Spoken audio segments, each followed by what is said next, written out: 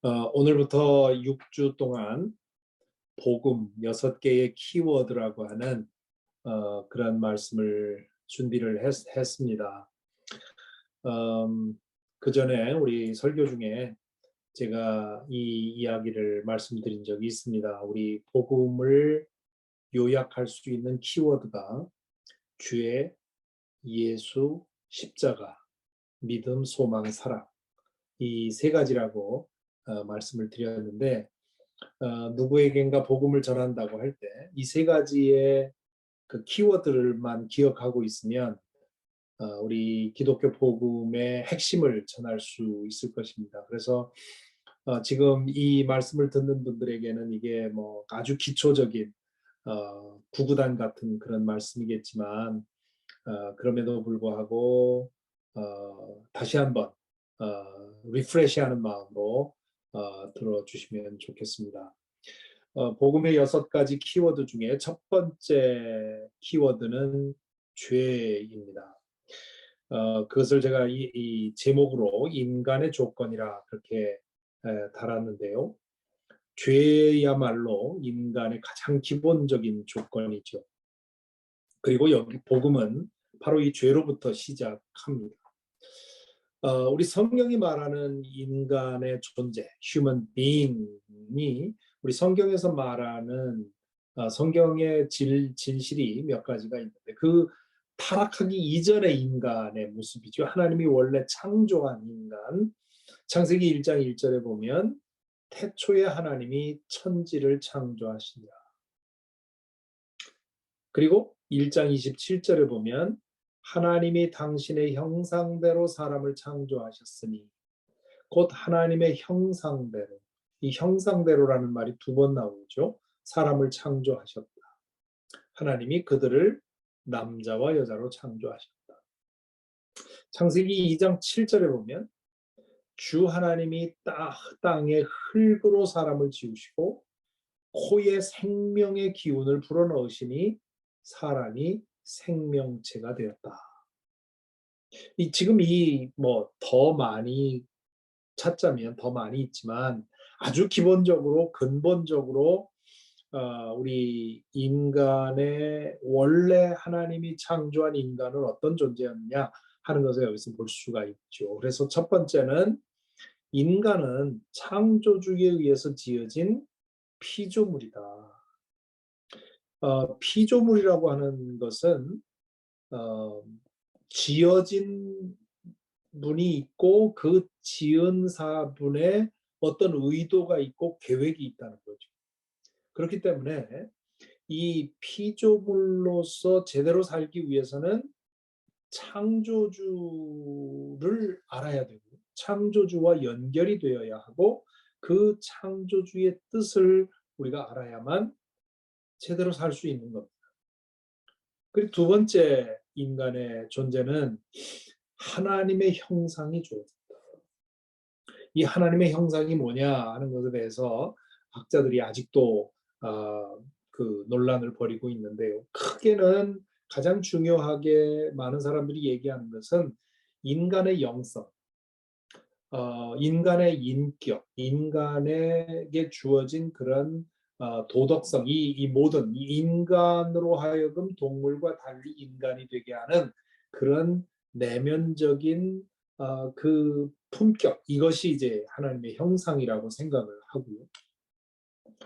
그런가 하면 또 다른 학자들은 이 하나님의 형상이라고 하는 것은 그 삼위일체 하나님의 그 관계적 속성을 인간에게도 주신 것으로 봐야 되지 않느냐. 그래서 인간의 삶의 그 근원적인 조건은 관계 속에서 사는 것이다. 하나님이 성삼위 하나님이 관계 속에 계신 것처럼 인간도 그렇다. 그런 해석도 하고요. 또 어떤 사람들은 하나님께서 당신을 대신해서 세상을, 피조 세계를 다스리도록 마치 알렉산더 대왕이 어느 어느 나라를 점령하고 거기에 자기 동상을 세워서 이게 내 땅이다라고 선언하는 것처럼, 하나님께서 우리 인간을 세우셔서 이 세상은 하나님이 다스리는 곳이다 하는 것을 보여주려는 그런 대리자로서 세웠다는 뜻이다 등등 이런 얘기들이 이런 해석들이 있는데요. 어쨌든 인간은 다른 피조물과는 다른 속성이 있고 그리고 다른 질을 갖고 있고 그리고 다른 기능이 주어졌다. 그리고 그 인간은 만물의 영장이라고 하는 것은 진화론적으로 가장 그 진화가 최고의 진화를 이뤘다 하는 그런 뜻이 아니라 하나님께서 인간은 다른 피조물과 다른 차원으로 지으셨다. 그것이 인간의 인격이고 인간의 영성이고 인간 존재가 살아가는 방식이고 또 인간에게 주어진 기능이다. 이렇게 보는 것이죠. 세 번째로는 물질과 영이 합쳐진 존재다. 그래서 이것을 생명이라고 하죠. 생명. 여기 생명체가 되었다. 이걸 이제 living soul이라고 영어에서는 번역을 해 놓습니다. 그래서 살을 가진 영혼이다. 이제 그렇게 번역할 수 있겠죠.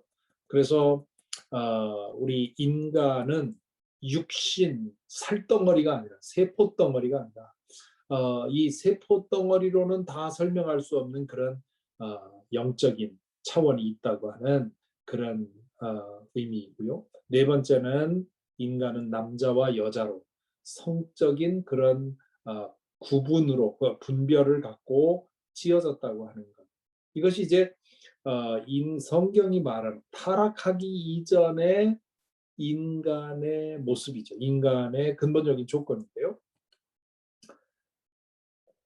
그런데 그 인간의 실존, 이 하나님이 원래 인간을 지어놓으신 그 모습은 그런 거였는데 지금 현재에 살고 있는 인간의 삶의 상태는 어떤가?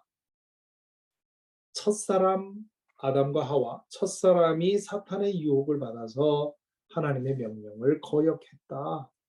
그리고 그로 인해서 하나님이 원래 지어놓으신 것과는 다른 삶을 살게 되었다.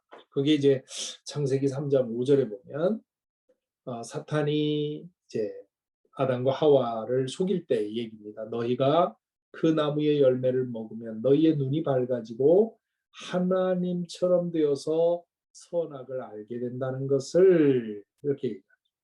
여기 하나님처럼 되어라고 하는 것이 죄의 속성의 근본적인 속성입니다.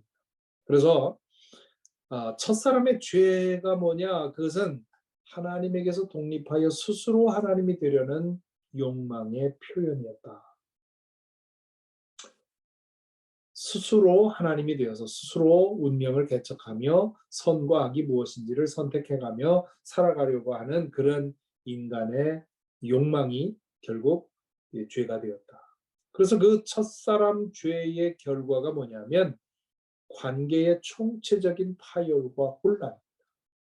그래서 하나님과의 관계가 깨졌죠. 창세기 3장에 보면 그 전에는 하나님과 무시로 소통하던 아담과 하와가 하나님을 피해 숨습니다.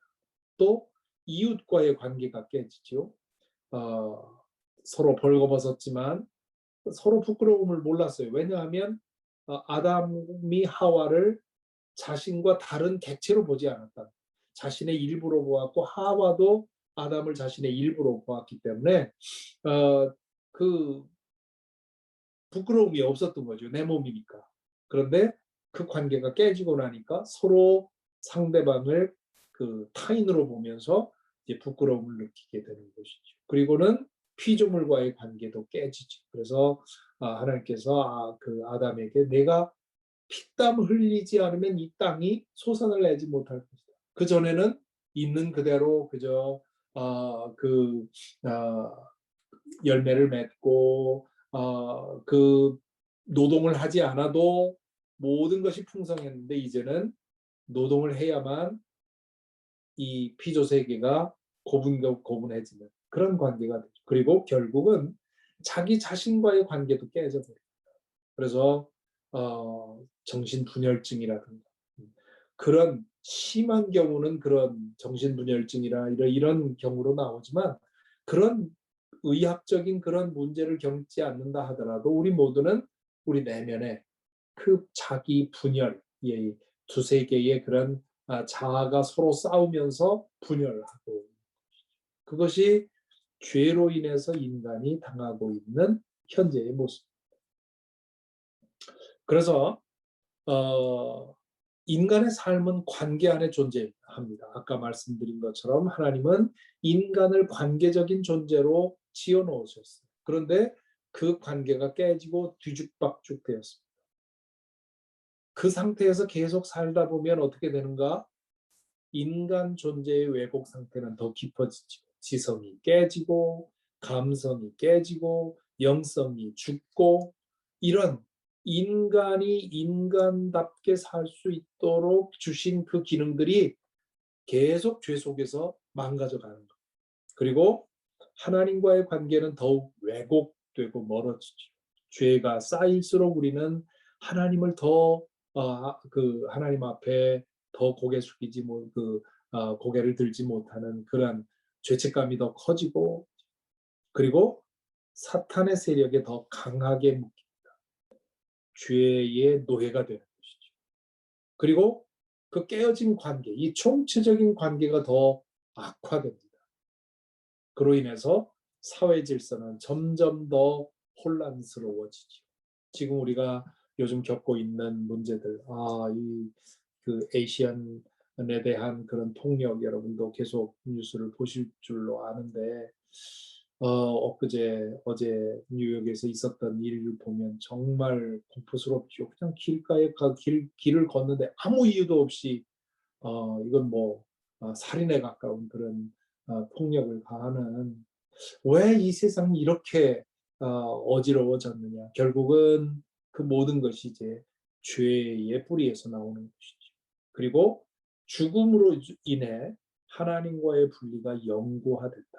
이것이 C.S. 루이스라고 하는 사람이 지옥을 정의한 지옥에 대한 정의입니다. 우리 성경에 나오는 지옥에 대한 그런 묘사들은 대부분 비유적인 거거든요. 유황불이 탄다든가 구더기가 영원히 파먹는다든가 하는 것은 비유적인 거죠. 실제로 천국에는 어떤 사람이 그걸 뒤집어서 그럼 천국은 지옥은 그럼 구더기의 천국이겠네요. 영원히 파먹으니까 이런 얘기를 하는데 성경에 나오는 그 천국에 대한 묘사도 그렇고 지옥에 대한 묘사도 그렇고 다 이제 대부분은 이제 비유. 그러니까 이것을 어떻게 다른 말로 지옥을 설명할 방법이 없을까? C.S. 루이스가 그런 얘기를 하죠. 하나님과의 분리된 상태가 퍼머넌트해집니다. 앱솔루트해집니다. 하나님과의 분리 상태로 인해서 겪어야 되는 그 불행이 극대화되는 것. 이것이 이제 지옥이라 그런 얘기를 하는 거죠. 그러니까 살아생전에 하나님을 계속 거부하고 살다 죽으면 그 하나님과의 분리 상태가 영구화되고 그 분리 상태로부터 얻게 되는 불행이 이제 퍼머넌트하게 된다. 그렇게 얘기를 하죠. 그러니까 이 죄 인간 현실이라고 하는 것이 이 지상에서의 몇십 년의 문제가 아니라 영원의 문제. 그래서 우리 인간 현실에 대한 성경의 선언이 로마서의 두 부분에 아주 강력하게 나오는데 로마서 3장 10절에서 18절에 보면 바울 사도가 구약 성경의 여러 구절을 인용을 해서 그 인간의 죄된 상태를 아주 강력하게 천명합니다. 의인은 없다. 한 사람도 없다. 깨닫는 사람도 없고 하나님을 찾는 사람도 없다. 모두가 곁길로 빠져서 쓸모가 없게 되었다. 선한 일을 하는 사람은 없다. 한 사람도 없다. 그들의 목구멍은 열린 무덤이다. 혀는 사람을 속인다. 입술에는 독사의 독이 있다. 입에는 저주와 독설이 가득 찼다. 발은 피를 흘리는 일에 빠르며 그들이 가는 길에는 파멸과 비참함이 있다. 그들은 평화의 길을 알지 못한다. 그들의 눈에는 하나님을 두려워하는 빛이 없다. 네, 이것이 바울 사도가 자신의 마음속에 있는 인간의 죄성에 대해서 말한 구약 성경의 말씀들을 그 한데 모아놓은 겁니다. 그렇게 함으로써 인간이 어찌할 수 없는 죄의 덩어리라고 하는 것을 여기 설명을 하죠. 그러면서 3장 23절에서 그것을 결론을 내기를 모든 사람이 죄를 범하였습니다. 그래서 사람은 하나님의 영광에 못 미치는 처지에 있습니다. 이것이 인간 현실에 대한 성경의 선언입니다. 그래서 이 인간은 죄인이기 때문에 결국 이로 인해서 첫째는 원치 않는 죄된 삶을 살아야 합니다. 인간의 아이러니 중에 하나는요. 죄 짓고 죄인으로 살기를 원하는 사람은 아무도 없어요. 그런데 죄에 대한 유혹에 번번이 넘어지는 게 인간의 모습이죠. 두 번째는 내가 그렇게 죄된 삶을 사는 것은 그거로만 끝나는 것이 아니라 사랑하는 사람들에게 아픔을 주는 거죠. 내 죄는 나만의 죄가 아니라 내 사랑하는 사람들에게 아픔을 주고, 그리고 세 번째는 그의 죄에 대한 심판이 있다는 것. 이것이 이제 우리 죄가 심각하다고 하는 것을 말합니다. 자, 이 죄라는 말을 믿지 않는 사람들에게 얘기할 때 많은 사람들이 이걸 받아들이기가 어려워합니다. 왜냐하면 죄라는 말은 크게 세 가지로 쓰입니다. 첫째는 법적인 의미죠. 이 법적인 의미의 죄는 실정법에 대한 위반이에요. 실정법을 위반하면 죄인이 됩니다. 그런데 여러분도 알다시피 법이 잘못돼서 죄인이 아닌 사람을 죄인으로 만들기도 합니다. 이 법이라고 하는 것은 사회적으로 허용될 수 없는 행동을 법으로 제한하는 건데, 그렇게 보면 모두가 죄인이다 하는 말이 성립이 안 되죠. 저는 죄인이 아닙니다. 이 법적인 의미에서 말합니다. 물론 저를 한국에서 청문회 하듯이 탈탈 털면 죄로 걸 것이 있는지는 모르겠습니다만은, 그러나 저는 죄인이 아니죠. 여러분도 마찬가지고, 그러니까 이렇게 자유롭게 살고 있죠. 그런가 하면 윤리적인 의미에서 죄가 있습니다. 이것은 해서는 안 될 일을 하는 것을 말합니다. 인간관계에서 발생하는 그릇된 말과 행동을 의미하는 거죠. 이걸 영어로는 주로 이제 sin이라고 하는데, 표현하는데, 그래서 이 윤리적인 면에서 보면 모두가 죄인이다라는 말에 어느 정도 수긍할 수 있습니다. 여기 이 윤리적인 면에서 이 말에 대해서 나는 여전히 난 죄인이 아니요라고 말하는 사람은 둘 중에 하나겠죠. 하나는 자기를 속이거나 혹은 정말 그 고도의 그런 윤리적인 삶을 사는 사람이거나. 근데 문제는 모두가 다 그래 우리 다 죄인이지 이렇게 말하는데 그걸 심각하게 생각하지 않죠. 왜냐하면 다 그렇게 사니까. 정도의 차이니까 뭐 나만 나쁜 놈인가 다 그렇지 뭐 이렇게 생각을 하는 거죠. 그러니까 이게 별로 심각하지 않은 겁니다. 근데 세 번째로 성경이 말하는 죄가 있습니다. 이 성경이 말하는 죄는 크게 두 가지로 나눠 보는데, 죄, 원죄, 성경에서 단수로 쓰는 the sin, 혹은 이거를 이제 후대 교리에서는 the original sin 그렇게 얘기를 하죠. 하나님과의 관계가 깨어진 우리의 존재 상태. 그래서 우리의 그 하나님의 형상까지도 완전히 깨진 그런 상태가 우리의 죄성을 얘기를 하는 거고요. 두 번째는 죄들 이렇게 얘기를 하는데, 이것은 자범죄라 그렇게 얘기를 하죠. 이 하나님과의 관계가 깨졌기 때문에 우리가 말하고 생각하는 것에 생기는 문제들이죠. 그래서 여기서 보면 사회 문제와 관계의 문제만이 아니라 개인의 내면의 문제까지도 모두 죄로 인식이 됩니다. 일본에서 그 신학을 가르치는 제 친구에게서 들은 얘기인데요. 일본 사람들이 왜 그렇게 전도하기가 어려우냐? 거기에 여러 가지가 있습니다. 이 일본은 우리나라보다 복음이 전해진 그 횟수가 거기는 1600년 뭐 그때부터 전해졌으니까 우리보다 훨씬 빠른데요. 그런데 왜 아직도 1%, 2%를 넘지 못하고 있느냐? 거기에 대해서는 여러 가지 해석이 있는데 그중 하나로 제 친구 교수의 얘기는 일본인들은 그 전통적으로 남을 해치는 거, 남에게 폐를 끼치는 것만 죄라고 생각을 한다. 그러니까 내 속으로 나쁜 생각을 하고 내 속으로 나쁜 그런 그 욕망을 갖고 그런 혹은 내가 다른 사람에게 피해 안 주고 나 혼자 나쁜 짓 하는 것은 죄라고 생각 안 한다는 거예요. 그러다 보니까 이 죄성에 대한 인정이 돼야만 그 다음에 이제 복음이 들어가는 건데 아니 그게 왜 죄냐? 내가 다른 사람한테 피해를 하나도 안 끼쳤는데 그저 나 혼자 내 집안에서 나 혼자 즐기고 있는데 이게 무슨 죄냐 이렇게 생각하기 때문에 어렵다고 하는 얘기 들었습니다. 근데 우리는 그 우리 개인의 내면의 문제 혹은 개인의 사적인 문제도 다 죄에 해당한다고 봅니다. 그래서 모든 죄는 본질상 한 줄기로 통합니다. 가장 근원적인 죄는 이 성경에서 말하는 죄고요. 그보다 조금 더 폭넓은 것은 이 윤리적인 죄고 그 다음에 법을 어기는 죄가 있죠. 이 모든 것은 결국 한 줄기에서 나옵니다.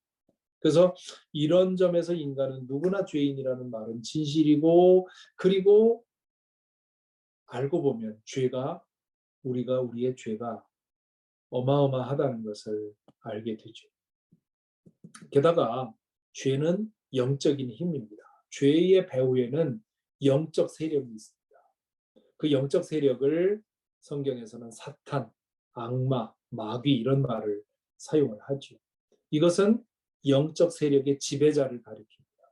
그리고 귀신, 악령이라고 번역된 말은 영적 세계의 군사들입니다. 그러니까 이 사탄의 하수인으로서 인간에게 직접 영향을 미치는 존재가 이제 귀신과 악령이죠. 그런데 이 악령, 귀신, 뭐 마귀 이런 얘기를 들으면 우리는 이 어렸을 때부터 들어온 동화라든가 전설이라든가 민담이라든가 이런 것을 내서 들은 그런 악령, 그런 귀신과 이게 믹스업이 되기 때문에 우리가 성경에 이런 얘기가 나오면 뭐 조금 교육받은 분들은 이건 그냥 옛날에 하던 얘기겠지 이렇게 동화 같은 얘기겠지 지금 이 세상에 무슨 귀신이야 이렇게 생각하는 사람들이 많이 있어요. 근데 사실 많은 사람들이 귀신의 존재를 믿어요. 이번에 그 간증 영상을 찾느라고 몇 사람이 그 간증 영상을 보았는데 그 축구 선수 중에 이영표 선수가 아주 훌륭한 아주 그 독실한 그리스도인인데 그 이영표 선수가 간증하면서 그런 얘기를 하는데 아주 솔깃하더라고요. 왜냐면 뭐냐면 아니 사람들 가운데 귀신 믿느냐? 너 귀신 본 적이 있느냐? 귀신이 있다고 생각하냐? 그렇게 물어보면 10명에 5명 이상은 믿는다고 생각한다, 얘기한다는 거예요. 또 어떤 사람들은 봤다고도 하고. 그런데 너 하나님 믿느냐? 그러면 안 믿는 사람이 더 많다는 거죠. 이 영적 세계를 어떤 그 영적 세계가 만약에 있다면 그 영적 세계의 가장 중요한 존재는 하나님인데 하나님을 안 믿고 귀신을 믿는다. 이 귀신에 관한 이 사탄에 관한 것이 참 많은 사람들이 혼란을 줍니다. 그런데 성경에서 말하는 사탄의 본질, 귀신의 본질은 요한복음 8장 44절에 말하는 거짓의 앞입니다. 속임수의 대장이죠. 그래서 이 사탄은 자신의 존재를 감추고 자신의 목적을 이룹니다. 그 목적은 영적 세계에 대해서 바른 판단을 하지 못하도록 우리를 혼동시키고 유혹하는. 그러니까 하나님의 자녀로 회복되지 않는 한 사탄의 영향력 아래 살고 있는 것입니다. 놀라운 사실은 요즘 사탄의 워시퍼들, 사탄 숭배자들이 젊은이들 가운데 굉장히 많아지고 있어요. 그리고 사탄 철치도 있고, 그리고 최근에 뉴스를 보고 저도 깜짝 놀랐는데 어떤 미국에 있는 그 래퍼, 그 어느 가수가 그 운동화 스니커를 특별 제작을 한 거예요. 뭐 300개인가 600개인가를 제작을 해가지고 거기에 보면 666 이렇게 써 있고요. 그리고 밑에 공기구멍에 실제로 사람의 피를 거기 집어넣어가지고 그래서 한정판으로 판매를 한다고 이제 내놨는데 그 뭐 1분 만에 다 매진이 됐다고 하죠. 그 굉장히 비싸기도 하고. 그런데 그 사람이 그 래퍼가 그 가수가 사탄 숭배자.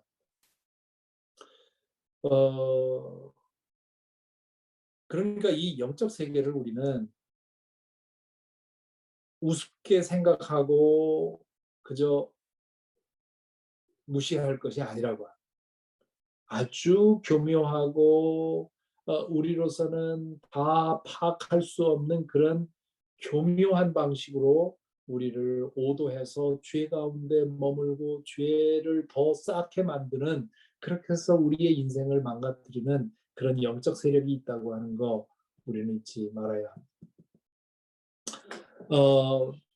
그런데 이 우리의 죄성에 대해서 자각하는 것은 하나님 앞에 설 때에만 죄에 대해서 제대로 알게 됩니다. 그래서 하나님 앞에 설 때에만 우리는 하나님을 떠나 사는 것이 정말 죄인지. 자식들이 그렇죠. 철들기 전에는 부모에게 등지고 사는 게 죄라고 생각하지 않았습니다. 그런데 나중에 철들고 나면 내가 부모를 무시하고 부모를 떠나 사는 것이 죄라고 하는 것을 깨닫게 되는 것처럼 신앙도 마찬가지죠. 하나님 앞에 서면 내 삶 속에 하나님이 절대자이신데 절대자를 부정하고 내가 신인 것처럼 살아온 것, 그게 어마어마한 죄라는 걸 알게 되죠. 자신이 얼마나 심각하게 죄에 감염되어 있는지를 알게 되죠. 자신이 사탄의 유혹에 얼마나 무력한지를 알게 되죠. 자신의 행한 죄가 얼마나 심각한 것인지를 알게 되죠. 그로 인해서 자신이 받아야 할 벌이 얼마나 큰지를 알게 됩니다. 그래서 이 신앙의 출발은 내가 얼마나 큰 죄인인지를 인정하는 것으로부터 시작이 됩니다. 그래서 하나님을 처음 자각한 사람은 모두 두려워 떨었습니다. 세 사람의 예만 드리면 야곱, 이사야, 베드로 다 그렇습니다. 하나님 앞에 섰다고 하는 자각 속에서 자신을 봤을 때 나는 죄덩어리다 하는 것을 인정하게 되죠. 이것을 어떻게 해결할 것인가? 세계 종교의 공통점은 인간 존재가 왜곡되었고 인간의 실존이 불행하다는 인식에 있어서 모든 종교는 동일합니다. 그러니까 모든 종교는 다 똑같다 하는 말이 어디까지는 맞아요. 인간이 지금 잘못되어 있다. 인간이 지금 불행하다. 이 불행한 인간의 이 실존을 고쳐야 한다. 이 점에서는 모든 종교가 동일합니다.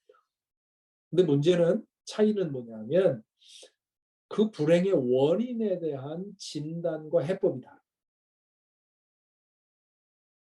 그래서 세계 종교의 전형적인 해법 두 가지가 있다면, 첫째는 자기 수양으로 인간 존재의 왜곡을 치유하고 인간 실존의 불행을 극복하는 것, 이것이 많은 종교들이 제시하고 있는 구원의 방법, 해법입니다. 불교의 고진멸도, 집착을 끊고 모든 것으로부터 초연해지는 이러한 수도를 통해서 불행을 극복할 수 있다는 거고, 유교는 극기복례, 자기 자신을 이기고 극복해서 예로 돌아가면 그래서 수신제가 치국평천하의 그 그 이념을 이룰 수 있다고 하고, 어, 그 유대교와 기독교의 가장 큰 차이는 뭐냐면, 유대교는 인간의 형상이, 하나님 인간에게 주어진 하나님의 형상이 완전히 깨지지 않았다고 믿습니다. 그렇기 때문에 인간의 노력으로, 어느 정도 인간의 노력으로 다시 그 하나님의 형상을 회복하고 하나님 앞에 바로 설 수 있다. 그렇게 믿어요. 그렇기 때문에 율법을 잘 행하면 구원받을 수 있다고 생각합니다. 반면에 기독교는 인간의 이 하나님의 형상이 인간이 노력해서는 고칠 수 없을 만큼 깨졌다. 그렇기 때문에 구원자가 필요하다는 것이 그 기독교이죠. 그래서 이런 지금 대부분의 종교는 여기에 가 있습니다. 인간의 노력으로 불행을 치유할 수 있다. 그리고 또 다른 해법은 뭐냐면, 이건 주로 미신이나 이 무당이나 점쟁이나 이런 영매들, 이런 사람들인데, 이거는 그냥 인간의 불행은 그냥 주어진 거예요. 그 불행 자체를 고칠 수는 없어요. 그러면 이 불행스러운 인생 가운데 되도록이면 불행을 피하고 사는 방법을 가르쳐 주는 거죠. 그러니까 무당에 가서 혹은 점쟁이한테 가서 얘기를 하면 뭐 올해에 여러 가지 물이 그 문제가 있으니 이렇게 이렇게 하면 피해갈 수 있다, 이렇게 얘기를 하죠. 그 잔머리 굴리려는 노력에 불과하죠. 다른 방법은 없는가? 이 근원적인 문제로부터 해결될 다른 방법은 없는가 하는 것이 우리의 고민인 것이죠. 거기에 대해서 바울 사도가 로마서 7장 7절부터 25절에서 고백을 하죠. 죄를 인식하지만 죄의 힘으로부터 벗어날 수 없는 그의 실존적인 한계를 고백합니다. 우리의 존재 자체가 심하게 타락해 있기 때문에 우리는 우리의 자신의 구원자가 될 수 없다. 이것이 바로 여기가 기독교가 다른 모든 종교와 갈라지는 지점. 다른 대부분의 종교는 스스로 구원할 수 있다는 거죠. 스스로의 노력으로 할 수 있다는 거고, 기독교는 스스로 구원할 수 없다. 행위를 고치는 것은 스스로 할 수 있지만 존재 상태를 고치는 것은 큰 불가능하다. 그리고 죄의 배후에는 아까 말한 것처럼 영적인 세력이 있다. 우리로서는 이 사탄의 영적 교란과 속임수를 저항해서 싸워 이길 수가 없다. 그래서 결론은 우리에게 구원자가 필요하다. 우리에게는 이 죄, 요즘 백신 얘기를 했는데, 죄의 바이러스를 치료하고 영적인 면역력을 키워줄 구원자가 우리에게 필요하다. 그래서 바울 사도는 그 구원자를 발견하기 이전의 상황을 생각하면서 나는 비참한 사람입니다. 누가 이 죽음의 난범에서 나를 건져주겠습니까? 라고 고백을 하죠. 바로 이것이 복음의 첫 번째 키워드, 죄에 관한 내용입니다. 그래서 이제 그 다음에 그러면 이 죄의 문제를 누가 어떻게 해결했는가 하는 얘기는 이제 그 다음으로 이어질 텐데요. 오늘 강의는 여기까지 하고요. 잠시 묵상하겠습니다.